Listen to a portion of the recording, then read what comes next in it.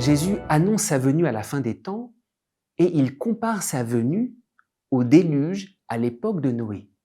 Comme il en fut au jour de Noé, ainsi en sera-t-il lors de la venue du Fils de l'homme. Pourquoi est-ce que Jésus fait cette comparaison avec Noé? Il faut savoir que dans cet épisode du déluge, qui est effectivement une grande figure de la fin du monde, il y a deux aspects qui sont réunis ensemble.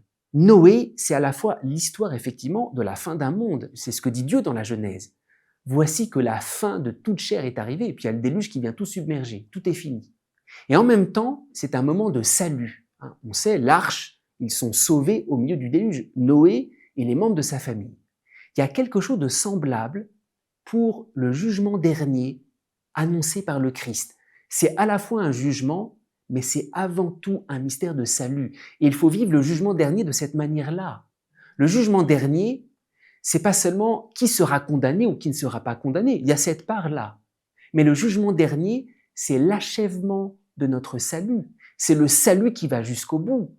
À la fois, nous sommes libérés du mal qui est en dehors de nous, mais nous sommes libérés du mal qui est en nous. C'est la parabole du bon grain et de l'ivraie.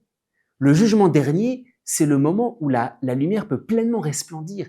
Et c'est comme cela que nous devons attendre le jugement dernier, comme le mystère de Noé. C'est-à-dire, c'est un déluge pour tous ceux qui commettent le mal, mais pour ceux qui sont croyants, c'est pas d'abord cela. C'est l'achèvement de notre salut. Et c'est pour ça qu'il faut avoir une hâte et non pas une peur de la fin des temps. Parce que comme pour Noé, si nous avons la foi, nous sommes dans l'arche. Et pour nous, c'est pas un jugement de condamnation. Pour nous, c'est le salut et la libération du mal qui va jusqu'au bout. C'est pour ça que Jésus disait dans l'évangile de Saint Jean, celui qui croit échappe au jugement. C'est-à-dire que ce jugement n'est plus un jugement. C'est ce qui permet à notre foi d'aller jusqu'au bout. Alors, cette comparaison avec Noé, elle est très très belle. Elle nous montre ces deux facettes, le jugement, le salut. Et si nous sommes croyants, nous avons, comme dit Saint Jean dans sa première épître, pleine assurance au jour du jugement.